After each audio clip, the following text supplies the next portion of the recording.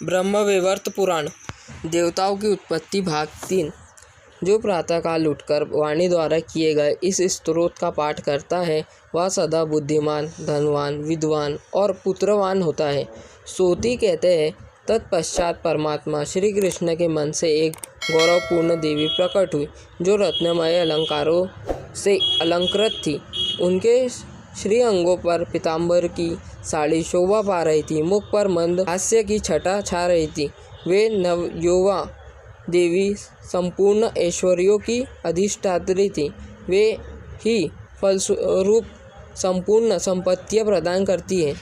सर्वलोकों में उन्हीं स्वर्ग लक्ष्मी कहते हैं तथा राजाओं के यहाँ वे ही राजलक्ष्मी कहलाती है। श्री हरि के सामने खड़ी होकर उन साध्वी लक्ष्मी ने उन्हें हाथ जोड़कर प्रणाम किया। उनकी ग्रीवा भक्तिभाव से झुक गई और उन्होंने उन परमात्मा भगवान श्री कृष्ण का स्तवन किया। माता महालक्ष्मी बोली, जो सत्य स्वरूप, सत्य के स्वामी और सत्य के बीज है, सत्य के आधार, सत्य के ज्ञाता तथा सत्य के मूल है, उन सनातन देव श्री कृष्ण को मैं प्रणाम करती हूँ। ये कहकर श्री हरि को मस्तक नवाकर तपाए हुए स्वर्ण की कांति वाली लक्ष्मी देवी दसों दिशाओं को प्रकाशित करती हुई सुख आसन पर बैठ गई। तदंतर परमात्मा श्री कृष्ण की बुद्धि से सबकी अधिष्ठात्री देवी ईश्वरी मूल प्रकृति का प्रादुर्भाव हुआ। सूत कांसी कांति वाली वे देवी अपनी प्रभा से करोड़ों सूर्यों का तिरस्कार कर रही थी। उनका मुख मंद मंद मुस्कुराहट से प्रसन्न दिखाई देता था। नेत्र शरत काल के प्रफुल्ल कमलों की शोभाओं को मानो छीन लेते थे। उनके श्री अंगों पर लाल रंग की साड़ी शोभा पा रही थी। वे रत्नमय आभूषणों से विभूषित थी। निद्रा, तृष्णा, क्षुधा, पिपासा, दया, श्रद्धा और क्षमा आदि जो देवियाँ हैं, उन सबकी तथा समस्त शक्तियों की वे ईश्वरी और अधिष्ठात्री देवी है।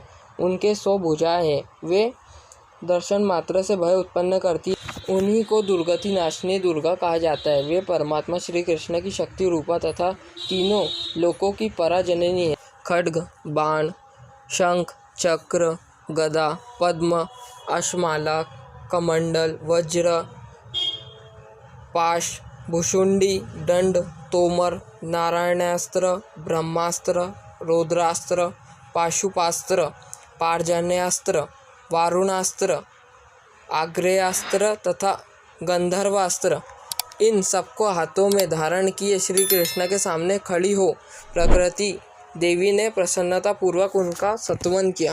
प्रकृति बोली, हे प्रभु, मैं प्रकृति ईश्वरी, सर्वेश्वरी, सर्वरूपिणी और सर्वशक्ति रूपा कहलाती हूँ। मेरी शक्तियों से ही जगत शक्तिमान है, तथापि मैं स्वतंत्र नहीं हूँ क्योंकि आपने मेरी सृष्टि की है। अतः आप ही तीनों लोकों के पति, गति, पालक, सृष्टा, संहारक तथा पुनः सृष्टि करने वाले हैं। परमानंदी आपका स्वरूप है। मैं सानंद आपकी वंदना करती हूँ। प्रभु, आप चाहे तो अपनी आँखों की पलकें बंद करते करते ब्रह्मा का भी पतन कर सकते हैं। जो भूभृंग की लीला मात्र से करोड़ों विष्णुओं की उत्पत्ति कर सकते हो, ऐसे आपके अनुपम प्रभाव का वर्णन करने में कौन समर्थ है। आप तीनों लोकों के चराचर प्राणियों, ब्रह्मा आदि देवताओं तथा मुझ जैसी कितनी ही देवियों की खेल खेल में ही उत्पत्ति कर सकते हैं। आप परिपूर्णतम परमात्मा हैं, भली भांति स्तुति के योग्य है।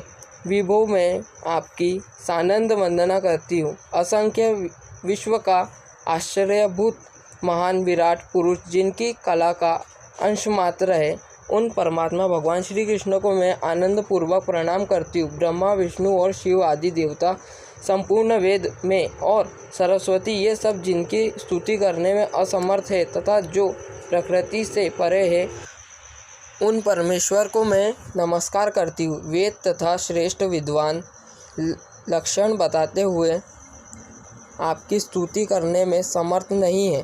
भला जो निर्लक्ष्य है, उनकी स्तुति कौन कर सकता है। ऐसे आप निरीह परमात्मा को मैं प्रणाम करती हूँ। ऐसा कहकर दुर्गा देवी श्री कृष्ण को प्रणाम करके उनकी आज्ञा से श्रेष्ठ रत्नमय सिंहासन पर बैठ गई।